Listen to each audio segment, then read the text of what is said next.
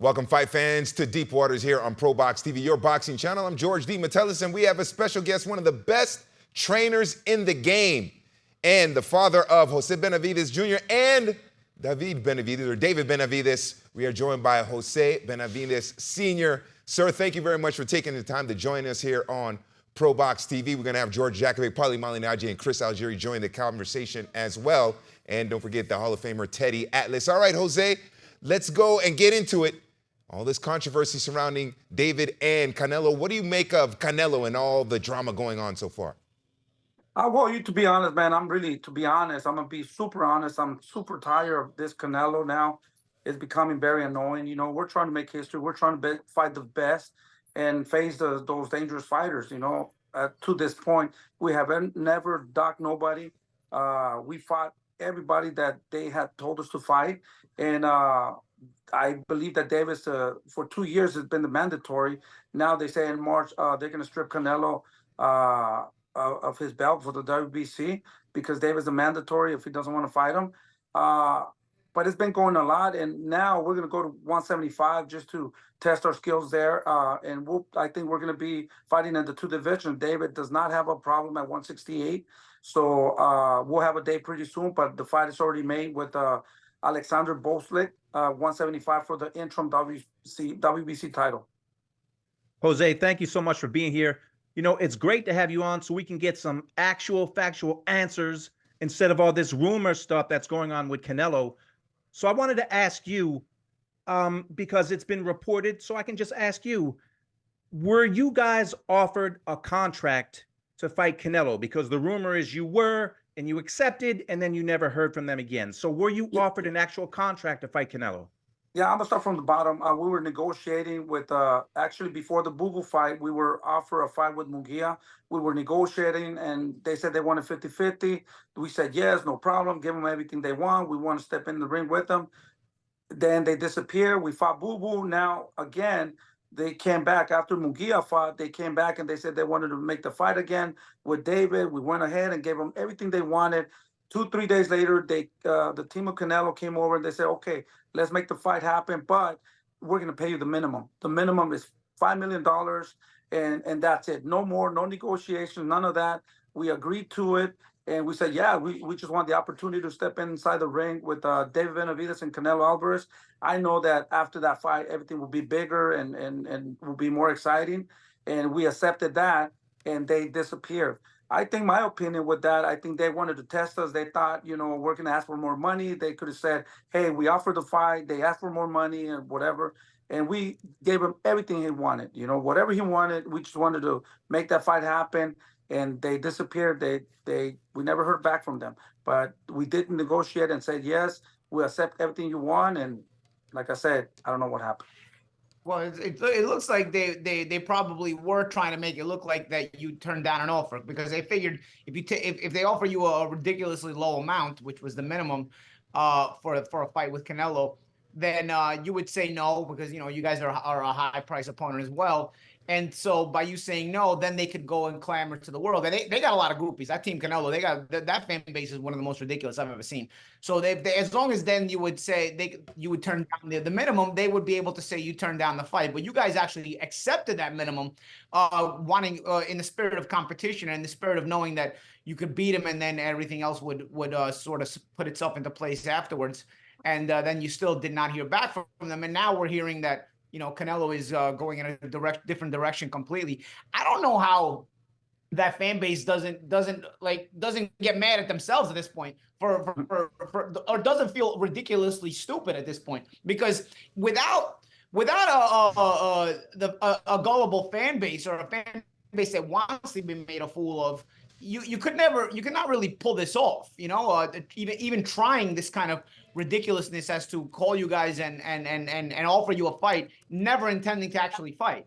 That's my opinion of this, because it's getting frustrating as a boxing fan and in the boxing world. Unless you're a Canelo groupie, you're tired of this, you know. But and I tell people, Jose, I think at least in the very least, you got to at least be given a step-aside money. Have you been given any step-aside money? Has WBC or anybody paid you? You've been in mandatory for 2 years. in the past, step-aside money has been paid to guys like this who the champion refuses to fight, and in the very least, they at least get compensated for not getting a title shot. Has step-aside money ever even been discussed with you guys?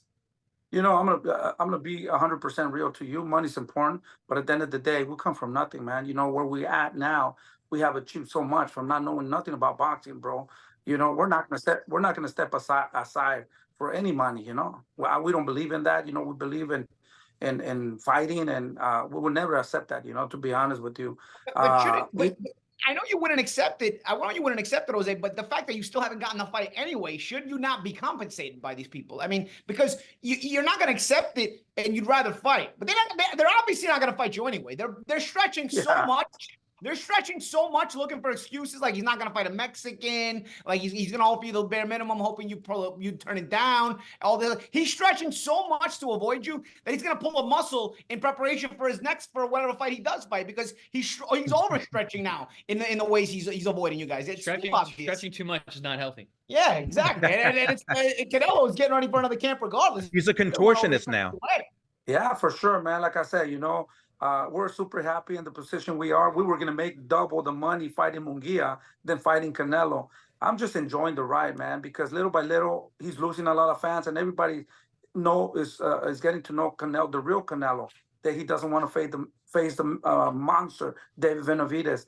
And that, to be honest, it's more than money, man. You know, somebody like that, the face of boxing, the best at 168, the king of 168, running away from David, man, that says a lot about our work, and he's afraid. No matter what you say or what they say, whatever, he's afraid. You know, he doesn't want to fight David, and he's not going to face David. You know, he said he was not going to face a Mexican fighter.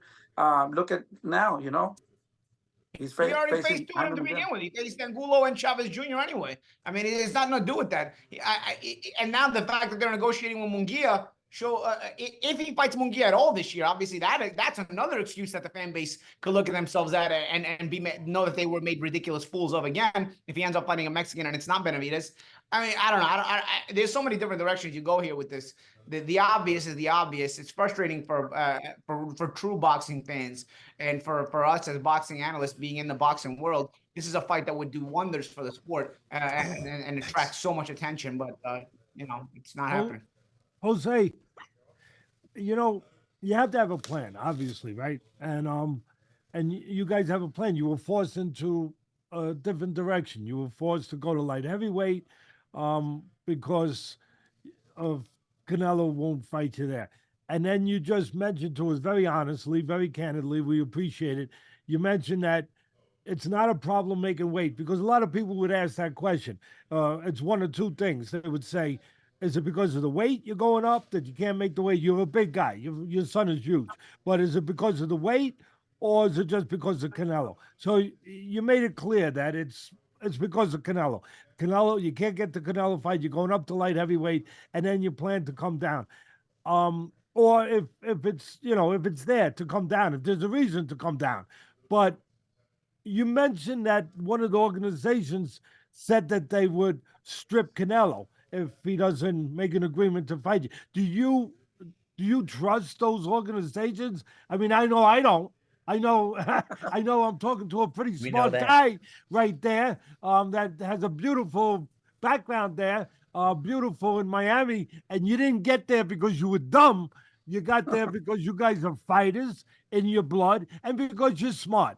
Do you believe that the organizations would actually strip Canelo or ever strip the Golden Boy or the Golden Goose? Yeah, actually, that's why we had this plan, you know, to go up to 175, fight for the interim WBC title. Hopefully, we could get an opportunity to fight the winner of Beterbiev and Bivol. David has the height, he's heavy. So if for some reason they strip him, we come down, we fight for the title, and it all depends on how it goes. I'm not going to stay here. Do you have any faith that you'll be coming back once you go to light heavyweight? And then presumably, of course, you guys believe you'll beat Vosic. That's a very tough fight. I commend you, really. Not because you're here, because I said it on my podcast yesterday. So it's got nothing to do with you being here. I commend you for going up and taking that fight, because that is a very risky, dangerous fight with Vosic. And then, again, the fans want to know. It seems like once you do that, if you win, which obviously you guys are believing you're going to win, do you just stay there and take on the winner of the Benavidez and Bivol fight? And look, forget about the Canelo fight. Forget about that part of it. Forget, I know it was part of the legacy too, but the money was a big part. But now you got something called Saudi money. And the Saudi money is bigger than Canelo money. So is that are we locked into that pretty much, Jose? That's the plan. That's the plan, man. Like I said, right now I feel that Canelo has all the belts hostage, and I don't think nobody's gonna do nothing about it. So we can't wait here. Berlanga doesn't want to fight. Munguia doesn't want to fight. Who do we fight? So I think let's show the world. We're gonna go test our skills. We're gonna get a tough fight at 175 with an Olympian, a guy that the only defeat is by Benavidez. So that's And he a was dangerous beating fighter. Benavidez, just so you know, the fans know that he was beating Benavidez going into the 10th round. Exactly. So I believe that, he's a great fighter. He's a very dangerous fighter. But at the end of the day, I believe on David's abilities. And I think once we beat Benavidez, Alexander, Bosnick. I think Bosnick. both, yeah, for sure, man. We're going to get everybody's respect and we're going to be in another level. It's not easy. We're training hard. We're super focused. But I believe that once we defeat him, man, we're going to be in another level. And I think we're going to get our respects. And that's what we got to do. We want to make history. We want to fight nothing but the best. The fights that are 50-50, the fights that are very dangerous. And that's the only way I believe that you're going to make history in boxing. Well, Jose. I'll say this, that people talk about this word. This word gets thrown around a lot, Jose. The word legacy gets thrown around all over. Look, we understand that boxing is a tough, difficult, dangerous business. Money is important. Nobody's pretending that we don't understand that. But there's a lot of people that do say, oh, no, I'm at the point I made money. Now legacy is important. Mr. Canelo says that. And I'm not trying to pick on him. He put himself in position for this to be fair game. He said, and his fans, oh, legacy, legacy. Quite frankly, right now, the only ones who are really showing that legacy means anything other than just a word are you guys. I can't see any. I know there's money. I know you're smart. You're looking at, you win this fight, then you can take the winner, Bivol and Benavidez, and there's that sorting money. Yeah, I understand. But to take this risk, to go this route, legacy truly does really weigh into the Benavidez mindset for the family. It really does, right? Yeah, that's very important for us. Like I said, we come from nothing. At the end of the day, we live okay. We've been doing okay. And I think for us, we want to leave a stamp in the world of boxing that the Benavides are now. We're not afraid of nobody, even with all my fighters. Rayo Valenzuela, Diego Pacheco, and all the fighters that I have, we'll fight anybody. We're willing to test our skills, and we're not afraid to lose our undefeated records and face nothing but the best. You made a Jose, believe out of me. I'm in. I believe. I'm going to piggyback off of what Teddy was saying. Another term or word that's thrown out a lot in the boxing industry is the word warrior, the name warrior. You guys are warriors, and warrior versus prize fighter are different things. It seems like you're doing everything you can to make fights, fight the toughest fights around, where other guys are more prize fighters and looking for the most money. You even said yourself, we're willing to take minimums because we know what the long game is. And I think that's what's going to bring you guys to the point where I've said it before. I think David is going to be the face of boxing soon. I believe he's the next in line. And with the mindset and the way that you guys are approaching things, it certainly seems that way. If this fight were to come back around, the Canelo fight, if you go up to 75, you said he can make 68 even if he goes up. And he wins the Bosnick fight, which I believe he will. Again, I agree with Teddy. It's a tough fight, but I think you guys are just on a different level at this point. Do you then vie for the winner of Bivol Benavidez, which, again, could get locked into a multiple fight deal and take a very long time? Or do you revisit the Canelo if now, because you guys moved up, fought a really tough guy and puts more pressure on them? Is that fight completely in the rear review for you guys? Or are you just kind of looking ahead? No, we don't hold nothing back from nobody. We want to give the fans what they want to see. like I said, for us, it's more important. I believe that a lot of people work very hard to get the pay-per-view fights and to go to an event or whatever, man. And this is how we are recognized. Look back when we fought Caleb Plant, all the demands he wanted, we gave him everything. Boo Boo, to be honest with you, I didn't really want to fight Boo Boo because a two-time Olympian, very slick fighter, in Southpaw, but we had to take that fight in order to keep advancing and showing people what we have. Nobody wanted to face him. And now with Munguia, we gave him everything he wanted. Canelo, we gave him everything he wanted. At the end of the day, no hard feelings from no one. We'll fight anyone. And like I said, we like to take risks. A loss is not the end of the world. We're not thinking about losing. But at the end of the day, as long as the fans win, that's all that matters. Jose, why? That's the warrior answer right there. That's exactly what I was looking for. Thank you. Jose, why do you think Canelo won't accept the fight? They've offered you a fight. You said you would take the minimum. I know you don't speak to Canelo about this, but why do you think he won't fight your son?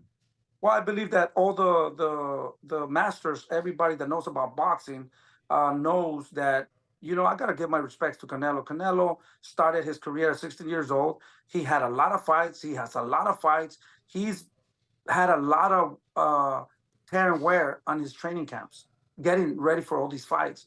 I believe that he's not the same Canelo. I know him and his team, his trainer, Eddie Reynoso, knows that David's a fucking monster. David is coming for everything. It's a tough fight, young, strong, hungry. And that's the reason he doesn't want to take that fight, because he knows he's going to lose. He'll get the fight that he thinks he's going to win, for sure, 100%. And I even think that those fights with Munguia and Berlanga, the body might not respond. These guys are young too. But David, there's no way he's going to win. I'll guarantee you that there's no winning with David Benavidez. I guess the only thing I would add to that, but is that you're saying that if Canelo was a couple years younger, he would take the fight. Yes, I think, maybe if he was maybe like about maybe 2 years ago before, I'm gonna be honest with you. I think his last 4 fights, he's been looking different. Yeah, he's been slipping. I said that a while ago, and those fans that have been labeled correctly, frankly, by Paulie, who's not afraid to say correct things and things that other people don't want to say, those fans jumped all over me. They they jumped all over me. But I do believe that he has been sliding. Yeah, and the reason is because, like I said, he has a lot of miles in his body. His mind wants to go, but the body doesn't want to go anymore. He had a lot of wars. He had a lot of fights. And he's been a very dedicated man. Very disciplined, but sometimes the body can only go so far, and that's the reason that I believe that David's young, strong, bigger, and you're not gonna fuck around with David. David's gonna put you to work, and simple as that. I think that's what it is, and he knows that, his team knows that, and they're not willing to risk to go to the hospital. Great assessment. Look, the mental side is always part of it, right? And part of the mental side, I think we could say, has something to do with hunger. And I guess it's fair to say that at this point, not only is his body not at its, what it used to be, but the hunger level, the mental side, that would be in doubt now at this point for Canelo with all the money he's made, probably. Yeah, they're in the exact opposite position you guys are. I mean, I'm speaking from experience. Your peak is a certain amount of time, right? And father time always wins. And there's a certain point. The drop off is quick. And I experienced it. When I was at my best, it didn't last that long. And everyone else has, everyone has a different kind of peak. And the willingness to go into those wars, especially with younger guys, changes as you age. And that's why I mentioned about you guys being warriors, not prize fighters. You're at a different point in your career. You're looking for the toughest challenges, which is the way that I was when I was trying to come up. But a lot of times at the end of guys' careers, they're looking for the biggest paydays, not the toughest fights. It's like being in a casino there, Jose, where they take all the chips and sometimes they just push them and they say, okay, let's roll the dice and let's see. But I guess Canelo's got too many chips. to push the ball in. Well, Jose, I have a question for you. Now, look, the Canelo fight, obviously, it's not going to happen anytime soon. We don't think, but anything could happen. I was just checking social media. Canelo still hasn't announced anything. There are a lot of really good fighters at 168. I mean, you look at that division, and it's a stacked division. Does David want to? I mean, I imagine I know the answer, but does he want all the belts at 168? Does he want to fight all these guys? Because there are a lot of good fights to make in that division, and I think David, as you've said, he's the guy that wants to make them. Yeah, I think, it's not about the belts. It's about proving ourselves. It's about beating all these young guys, Morrell started talking. He said he wanted to fight. I never heard none of his managers come and try to make that fight happen. He was on the contract at one time. He disappeared too. I think he's a great fighter. He's an Olympian. I think two-time Olympian or whatever, maybe one time or whatever. He's a great fighter. I don't think he has the experience of a professional. And he is going to get better, but we'll fight him right now. I think David could stop him. We got Berlanga, we got Munguia, Envili or something like that too. So we're willing to fight all these guys, whoever steps, nobody wants to step in. These are fighters that are social media fighters, I call them, because they say so much stuff. And at one time, we were trying to make that fight with Morrell. And Ronnie Shields said that he wasn't ready, so how can we make these fights happen, How can we prove ourselves? We ran out of fighters, right now at this moment, nobody wants to face, David Benavidez. Everybody says they want to face him, but when it comes time to make the fights, we're easy to make the fights. We're super easy, we don't care if we come first or they call us champions or come after or red corner, blue corner, whatever. We don't care. We want the opportunity to show our skills and improve ourselves.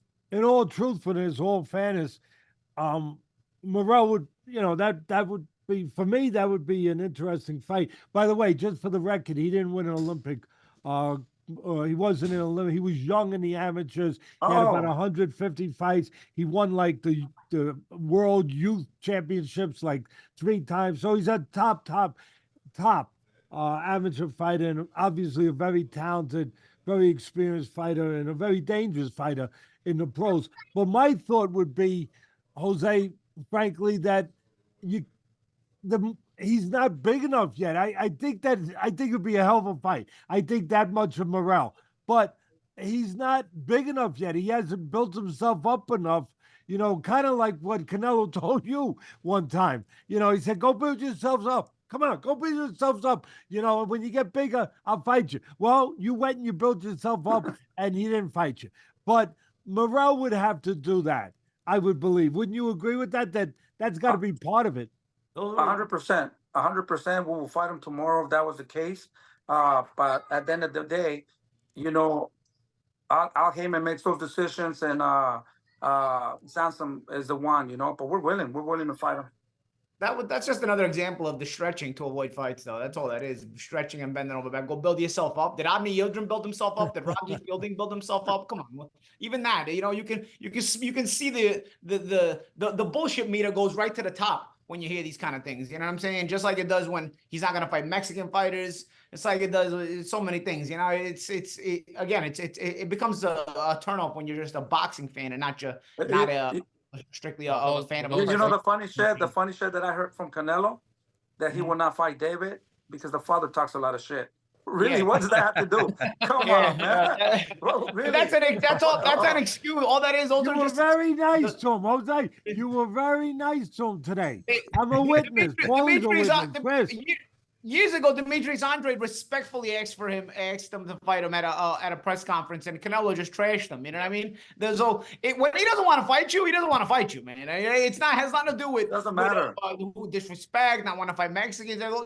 But the bullshit meter goes high when you can't keep track of your own lies, and that's the problem he's having. Paulie, remember the movie? Paulie, remember Jose? Me and Paulie love to talk about movies and certain scenes in movies that fit into life sometimes. Remember the movie? What was it? Goodfellas with De Niro's, you insulted him a little bit. Yeah, insult him Yeah. a little bit there. Insult him. Goodfellas. Yeah. Goodfellas, I'll yeah. tell you something. Yeah. If you insult me a little bit, fuck, let's make Yeah. that fucking fight. There we Let's go. fucking make it. Let's settle it Common down in the sense. ring. Ali insulted Liston a lot. They fought. Yeah. Yeah. Jose was dropping so much knowledge that there was a point after a question, 5 guys who like to talk, myself, George, Teddy, Chris, and Paulie, we were all silent.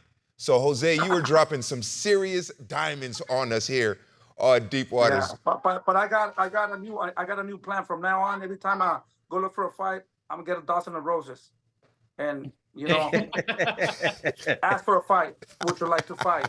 You know, Honey attracts bees better than vinegar. That's Yes. not a bad idea. Jose, we appreciate you coming on, and good luck to David and Jose Benavidez Jr. as well in their careers, and hopefully we'll see David Benavidez with some belts and some hardware soon. We'll see what happens there. But Jose, thank you very so much. Even though if we don't fight for those belts, I guarantee you we're gonna give you guys the good fights and with dangerous fighters. You know, we're willing to fight guys that are not given the opportunity to fight for this belts. We could do it without belts because at the end of the day, belts don't make fights or make history. And I'll throw one more. Hallelujah. Let me throw one more at you. Amen. One more thing then, Jose. First of all, thank you for being with us. Thank you for being candid, being everything that we would hope you would be. But by and I'm saying this obviously tongue in cheek, we're kidding around a little bit, but maybe Canelo will fight the little fighter. I'm sure he's a fighter, and I'm sure he's a future champion if he's a Benavidez. Your little grandson that I saw earlier, that was near. We'll definitely, you know, I guarantee you, he weighs right now like about 20 pounds. I'm pretty sure I can bring him up to 168. Okay. We're gonna keep track of that. All right, Jose. Thank you. There you Take care, go. guys. Thank you, Jose. Jose, thank you very much for your time. We appreciate you here on Deep Fireworks. Waters. And Thank you. don't forget, definitely some fireworks when Jose Benavidez Sr.